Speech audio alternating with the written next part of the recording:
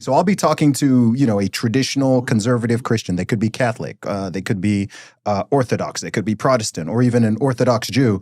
And their gripes about marriage and the redefinition of it and the new challenges towards it, they recognize all of this stuff. They often will talk about it, sometimes even on their own podcast. But I find the analysis stops at a fairly shallow level. Yeah. So with the so-called red pill guys, those scary red pill guys, there's a deeper analysis that goes on. They're not stopping just at this surface level. They're going on deeper and deeper and deeper. We're asking questions that they don't want to have. Yeah, they're getting into the weeds where it starts getting uncomfortable and it starts getting to points which, do you know what I think it is actually? I think it's like people are afraid to go too deep because then some people will draw certain conclusions. So there will be some men who hear all of this stuff and they're like, you know what, marriage isn't worth it. I'm not going to get married. And they don't want people to make that, they don't want people to reach that conclusion. So rather than drill down too far, it's like, let's just drill through the surface and hope that people still pray it away. Decide to go get married regardless. And if they don't, we're going to call them cowards. We're going to shame them. We're going to tell them to man up. We're going to challenge their masculinity. And I'm just like, guys, we're going to say they're irresponsible. Yeah. I'm just like, guys, I'm as pro-marriage as all of you. I'm not married yet. I plan to get married. I will get married. I'm on the pro-marriage team. However, I can see what a crap show it is. And as a guy who is not yet married, you got married almost 30 years ago. But you're very much in tune with everything that has changed in that time. Oh, yeah. Most people who got married around the time you did, they are 20 to 30 years removed from all the changes. They're not even aware of what young people are dealing with now. So they're like, what's up with the kids these days kind of thing. And it's not that complicated. And you're like, dude, it really is. Do you know, you just, they're too detached from I mean, it. just the fact that we had, like the internet and social media and everything, that's just one factor. It's such a game changer. Well, like what you were saying before is like, I think they want simplistic answers to complex questions is what they want. They want it to be they want it to be easier. I'll go on record as saying this. I've done this a million times. I think that men and women are better together than we are apart. Yeah, we are, and even like you don't even have to be religious to figure this out. It's on an evolutionary, just nuts and bolts pragmatic level. If you do fMRI brain scans of men and women, and you look at the architecture and the synapse connections between men and like how our brains are structured, and you lay those two fMRI studies on top of each other, they almost like form a perfect. They're complementary to each other. The sexes were meant to be complementary with an E, not adversarial. Now, our mating strategies are adversarial, but when we are together, when men and women are together, we are better together than we are apart. We are innate complements to one another.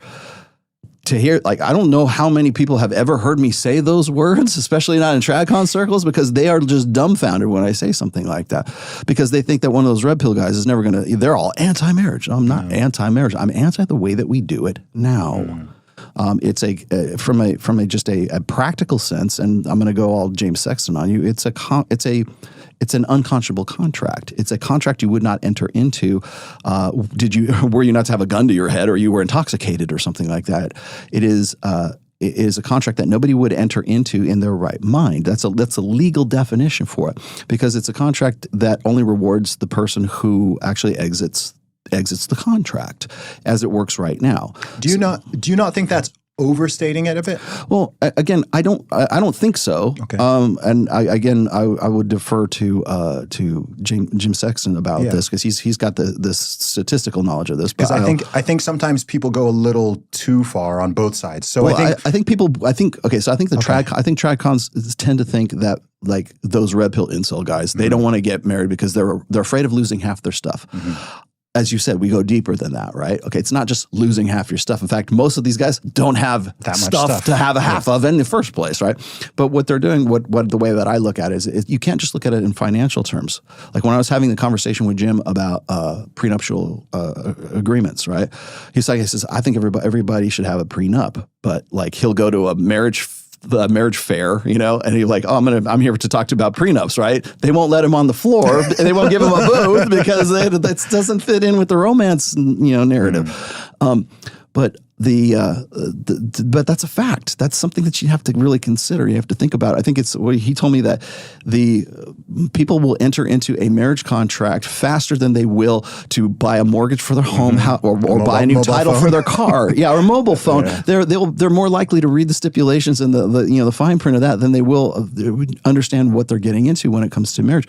And that's just the legalities of it. Then there's the personal stuff, because who you marry and who you decide to have children with is going to not only affect your family, your brother, your sister, your mother, your father. You're basically bringing two families together.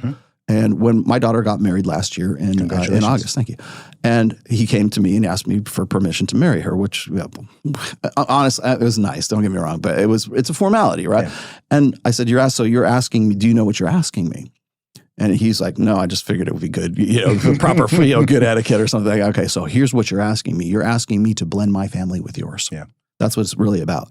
Because every decision that you make together with my daughter is going to affect me and my wife and my dogs and your family as well. And guess what? When those kids are adults and I have great-grandchildren, or I have God forbid, you have great-grandchildren, right? That's going to affect it's a ripple effect, right? So it's not just about you and my daughter. It's about everyone in that concentric circle that is in that ripple effect. People have lost track of that. People don't think about that. Yeah. They think about, I'm going to lose half my stuff. These guys are afraid of losing half their stuff. No, they're worried about that damn ripple effect is what they're worried about. Because it's not just financial investments, it's emotional investments as well. When I talk to guys who are coming out of divorces at 45, which is the prime demographic for male suicide, it is also men who are the average age of first divorce is 45 years old. And when men go through divorce for the first time, they're 8 times more likely to take their own lives. Yes. Okay. So when I'm dealing with these guys, that's a consequence that I don't hear tradcons or anybody else saying, well, that's half their stuff. But what about the guy who's going to off himself at 45 because he got into a situation that he should have thought about earlier? A lot of people, and I see this very much from both quote unquote sides, people really don't give a crap about a lot of men's problems. Oh, no, of course not. And they really You know why that is? Because we have a burden of performance, and to make us respectable, we can't complain. Yeah, I get that. But I just find it remarkable when no matter the situation, there's a reflex to blame it on the man. Yeah. And there's many things that should be blamed on the man or blamed on men in general, right? Men F up a lot. But it's like a reflex. If the woman, it turns out the woman cheated on him, well, what did he do wrong? Why did he make her do that? Right? Yeah, if the man cheats, obviously that's his problem. He's wrong. If she cheats, what did you do wrong to make her cheat? Yeah, I just find like there's this knee jerk to always take it off the woman and put it back on the man. And I would somehow accept that if we lived in a more traditional society. If we did live in this traditional culture and we were not in this weird fake egalitarian world, and it was like, okay, yeah, we all agree the man is the head of the family, the man is responsible, the man is the leader, come hell or high water, then I'd be like, okay, fair enough. But it's like people play this game where they flip-flop between the egalitarianism and the feminism and the traditionalism and the chivalry. They want 20th century perks within 21st century, or the 21st century perks with 20th century traditionalism. Great way to put it. So here's my biggest gripe with traditional conservatives right now is their solution to all the men's problems, as you were just saying here, is be more responsible. Take on more responsibility. I'll hear Jordan Peterson say this. I'll hear Mark Driscoll say this. I'll see all these people who are like sort of dyed-in-the-wool conservatives say, well, the world will be a better place. Men just need to man up and they need to take more responsibility. The problem is they don't have the authority to exercise that responsibility. So if you're going to, if the men have like 100% responsibility and 0% authority. That is the definition of slavery, is what that is. The opposite, of course, is 100% authority and 0% responsibility. That's tyranny. Yes. Okay. As it stands in a gynocentric social order, we expect the panacea, like the solution to all problems, is men just take on more responsibility. But the problem is if you can't give them a commensurate level of authority to exercise what they need to meet those responsibilities, all you're doing is just piling more and more liability and accountability and responsibility on these guys, and they're toothless. They're doing it with their hands tied behind their backs, because we want to, because the 50% the egalitarian side of things, those perks negate that authority.